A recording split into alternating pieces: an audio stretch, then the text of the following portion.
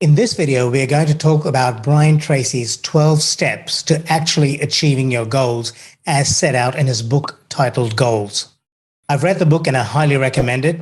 I'll also be sharing some of my insights with my recent conversation with him in episode 207. Now, I don't know about you, but I have set out several goals for myself and not achieved them far more often than I would care to admit. And if you struggle with the same problem, then these 12 steps might be transformative for you. I especially like step number 11, and I'll explain why a little bit later in this video. Now, I'll be popping a link to Brian Tracy's book, Goals, below this video and in the show notes, which you can access at productiveinsights.com/219. And if you're watching this on YouTube, I have a special giveaway for one person valued at $497, and I'll be sharing exactly how you can get access to that giveaway at some point in this video. So make sure you stay tuned all the way till the end. Okay, so let's get into it.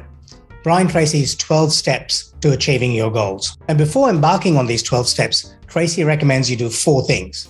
The first thing he says is develop a really strong mindset that enables you to take responsibility for your life and for your actions. We'll talk more about this later. The second thing he says is get clear on your values. It's very important that your values are aligned with your goals. Otherwise, there's going to be a mismatch and you're going to be very demotivated pretty quickly. The third step he talks about is rejecting your self-limiting beliefs. You have to believe that you can achieve your goals. That is absolutely critical. If you don't believe you can achieve your goals, you're likely to get in your own way and stop yourself just short of achieving them. And the final thing he says is to visualize your future. Now, that is very closely related to developing belief. And actually, developing belief is a skill, and you can build this belief over time. And I'll be talking more about exactly how you can build this belief in the section coming up, where we talk about writing down your goals. Okay, so once you've done those 4 things, you're then ready to embark on Brian Tracy's 12-step process. The first step is to figure out what you really want in the following areas of your life: finances, career, relationships, and health. Tracy recommends you get really clear in these 4 areas to understand what you really want, what are your values in these areas, so that you can then come up with goals that are aligned with those values. Tracy also says that you should set yourself goals that are challenging, time-constrained, and clear and quantifiable. If you want to learn more about how to set SMART goals, you might want to check out my blog post, which I'll link to in the show notes, where I give you an actual template on creating SMART goals for yourself and walk you through each of those steps. Okay, step number 2, you need to believe that you can achieve it. Now, I'm not talking about magically manifesting goals, although some people believe that it's possible, and maybe it is. I'm talking about setting yourself a few goals that are actually achievable. I've often set myself too many goals, and that can be very demotivating. You also want to set yourself goals that are realistic. So for example, you don't want to set yourself a goal saying, I'm going to double my income from $200,000 a year to $400,000 a year by the end of next week. That's just unrealistic.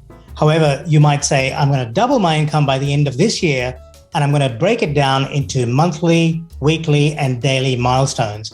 And that's how I will get to that result.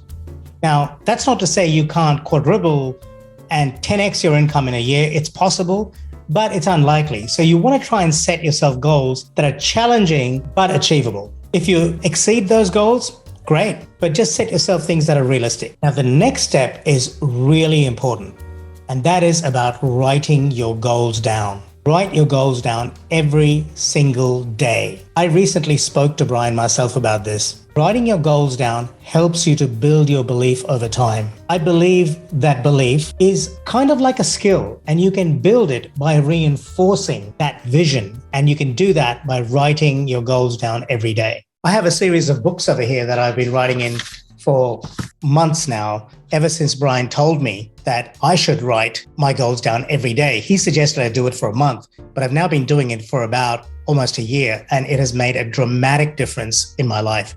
It's increased the sense of urgency and the sense of agency, and it has developed more belief around these goals that I'm pursuing for myself and for my business. Here's a snippet from that conversation I had with Brian. Check it out. Can you talk to us a little bit about your views on thinking on paper? You actually talk about this in your earlier book. And I think it's very important for our listeners to understand. Well, Ash, I'm so glad you brought that up, because what I'm going to explain to you is a life changer. Something happens between the head and the hand that is almost a miracle. You can never get that, as you say, from typing. It comes from writing. And so what I do in almost all of my seminars, I have people take a page of paper and write down 10 goals that they'd like to accomplish in the next 12 months. And then select one goal, the goal that can have the greatest impact on all the others, and focus on that one goal. What I have discovered, which was like a miracle to me, is that when you write down a goal, you're actually writing it into your superconscious mind. Wow. That's powerful as an idea. Yes. And what that means is now your superconscious mind takes that goal and begins to work on the goal 24 hours a day. Things will start to change. And I remember when I was poor and living on the floor of a friend's one-room apartment, and I was reading a magazine article, and it said, if you want to be successful, you have to have goals. So I took a scrap of paper and I wrote down 10 goals, and I promptly lost both the magazine and the list of goals. But in the next 30 days, my whole life changed. Do you recommend writing your goals down each day? Would that make it even better? So I started a course, and I gave it for 7 years, and I trained more than 1,000 business owners. In my first day, I said, I want to introduce you to your new best friend. Yeah. And your new best friend is a spiral notebook. So people would take this, and I would have them write out 10 goals that they wanted to accomplish sometime in the next 12 months. I said, for the next 30 days, I want you to pick up your workbook and every day write down 10 goals. The next day, turn the page, and without looking at your previous page, write down 10 goals again. And write down, and so don't, in other words, you're not just copying from day to day, you're rewriting from memory. And this rewriting from memory, what will happen is the description of your goals will change because you won't remember, and the order of priority of your goals will change. And you'll keep doing this, and in 30 days, your life will have changed forever. If you've got half a brain, just do it every day. It takes 3 to 5 minutes for you to quickly write down your 10 goals. You will start to achieve the goals and replace them with other goals. At the end of a month, your whole life will have taken this rapid change. Right. And at the end of a year, you'll be a different person. Okay, so just to recap, the first step was figure out what you really want in those 4 areas. The second step was believe that you can achieve the goals. The third step was write your goals down every single day. And now we're on the 4th step. So the 4th step is about taking stock, assessing where you are right now and what got you here. So why is that important? Because assessing what got you here and understanding where you are in the scheme of things helps you to understand the patterns that got you here. Have you heard the phrase, what got you here won't get you there? You might need to implement different strategies and adopt different habits to go from 6 figures to 7 figures as compared to the habits and strategies that got you from 5 figures to 6 figures. So here are some questions you can ask yourself. What is your income level at this point? Maybe you're trying to get fitter. So you ask yourself, what is your body fat percentage at this point? What is your weight at this point? What are your body measurements at this point? And then you say, well, how did I get here? Then you ask yourself, where am I going? What income level do I want to get to? What body fat percentage do I want to get to? And then you examine the behaviors that got you here and compare them to the behaviors that are going to get you to that next goal. Let's say you want to increase your profitability from 20% to 30%, because let's face it, there's no point making $1 million a year if you're spending $2 million a year making it, right? You're worse off than having no money in the bank at all. So if you want to increase your profitability, you need to look at certain behaviors that have led to your current level of profitability and what behaviors are going to change to take that profitability up. In other words, how are you going to reduce your costs while keeping your revenue or your income levels constant so that you can increase the profit that you make each year? Maybe you want to look at your behaviors around spending. Maybe you want to cut back on some of the software that you've been subscribing to forever but haven't used as a business owner. Maybe you want to spend less money on gadgets. Maybe you want to cut back on those pay-per-click advertising campaigns that aren't giving you the ROI that you've been looking for. Okay, step number 5, discover your why. Simon Sinek talks about this a lot. Why do you want to achieve the goals you listed in step 3? Why are these goals important to you? You might want to consider using the 5 whys approach. And I'll link to that in the show notes so you can learn a bit more about it. But essentially, it's a process of asking the question why several times so you go deeper and deeper and deeper into your why and understand the underlying drivers that are pushing you to achieve this goal.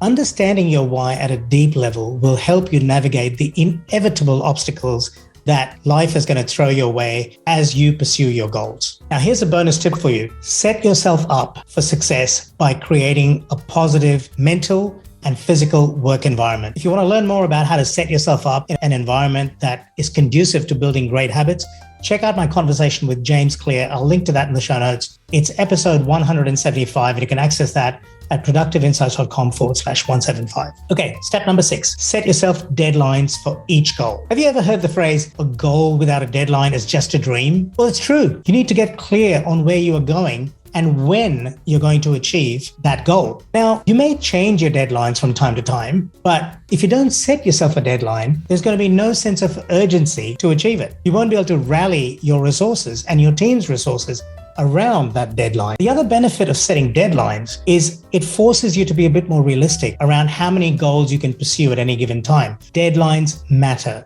Use them. Okay, so we're at the halfway mark. Let's do another quick recap. The first 6 steps we've covered so far are: step 1, figure out what you really want. Step 2, believe you can achieve your goals. Step 3, write your goals down every day. Step 4, assess your starting point. What got you here won't necessarily get you there. Step 5, discover your why using the 5 whys approach. And step 6, set deadlines for every goal. Okay, let's keep going. Step 7, identify the challenges you're likely to face along the way and then work out how you're going to get around them. What sort of challenges are you likely to face and how will you navigate your way around them? This step helps you to fortify your brain against the inevitable challenges and failures you are going to encounter on your way to success. Brian Tracy offers a great reframe on the word failure. He says, you only fail when you stop trying, which I agree with wholeheartedly. But wait, does that mean you just keep trying and trying and trying when you know that it's not working? No, absolutely not. And we'll talk about that more in step 11. You do need to know when to quit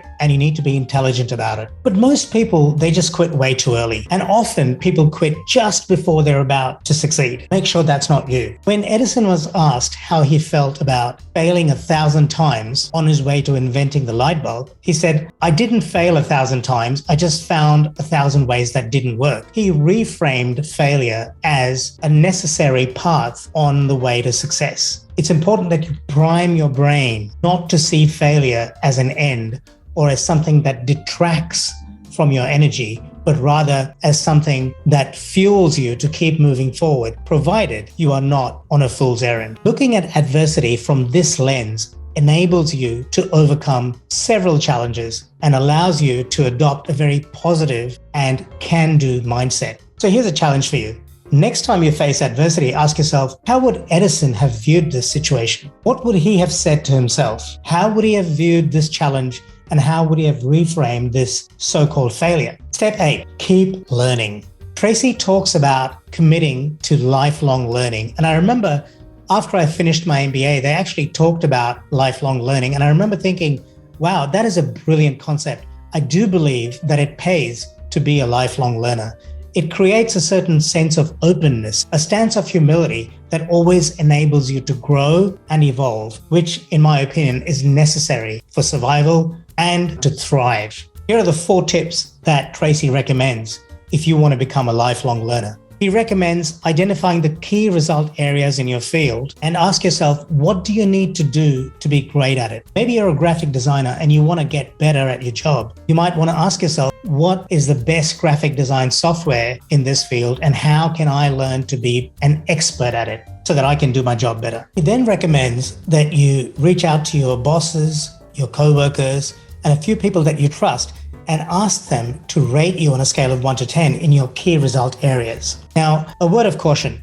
Don't go to just anyone and ask them to rate you because there's lots of naysayers out there and they can just drag you down. Be judicious about who you choose. Ask people who will give you constructive feedback. Having chosen those people, be receptive to the feedback and think of how you can incorporate that into your skill set. The next thing you want to do is identify your weaknesses. Now, there's a lot of talk about focusing on your strengths, and for the most part, I agree with that. But it's also important to understand where your weak points are, because let's face it, the chain is only as strong as its weakest link, right? And finally, Tracy says, to be good at lifelong learning, you want to leverage what you're good at. Once you've worked on shoring up your weaknesses, and Tracy recommends you get to the point where you give yourself a 7 out of 10 on your weak areas, you then need to build on your natural strengths. Okay, step number 9, surround yourself with the right people. Jim Rohn was known to have said, you're the average of the 5 people you hang around with. And I think he was right. Who you choose to hang around with determines the philosophies, values, attitudes you let into your life. And these things really matter. Choose your friends wisely. Once you've identified the skills you need to achieve your goals, figure out who embodies the values and those attitudes that will help you to achieve those skills, and spend more time with them. One thing's for sure, you can't go wrong by hanging around with people who have great integrity and a strong work ethic. Find these people and then build relationships with them and nurture those relationships. How do you build these relationships? The best way to start is by giving. Adopt a generous stance. If you want to learn more about generosity and developing these meaningful relationships, you might want to check out my conversation with Seth Godin in episode 200. You can find out more at productiveinsights.com/200. Okay, so we're up to step 10, our final pit stop. Let's do a quick check-in. So, do you remember the 9 steps? Step 1, figure out what you really want. Step 2, believe you can achieve it. Step 3, write your goals down. Step number 4, assess your situation. What got you here won't get you there. Step 5, discover your why. Remember using the 5 whys to go deeper and discover your why so you can overcome obstacles that will inevitably come your way. Step 6, set deadlines for each goal. Deadlines matter. Step 7, identify the challenges you're likely to face along the way so you can prime your brain and you can set yourself a strategy to get around those inevitable challenges. Step 8,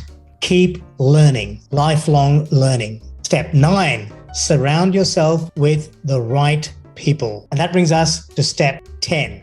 I'm running out of fingers. Create a plan and execute on it. How often do we create plans but then do nothing with it? We don't execute.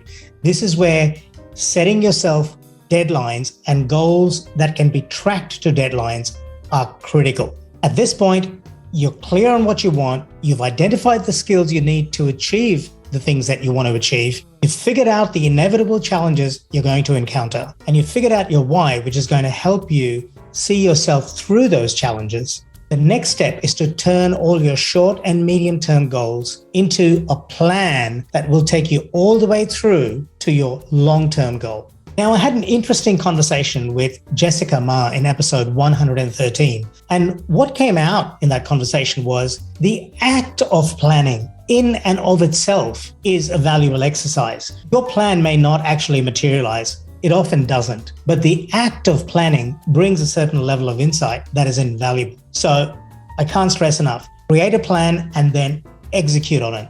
Now, Tracy recommends these following 3 steps to creating your plan and executing on it. He suggests you create a project planning sheet, which has your tasks arranged by priority and the deadlines. He suggests you consult with other people involved so that you're taking into account all the resources that will be brought to bear on your goal achievement. He suggests consulting with other people involved in achieving these goals so that you can identify whether these goals are realistic and or achievable.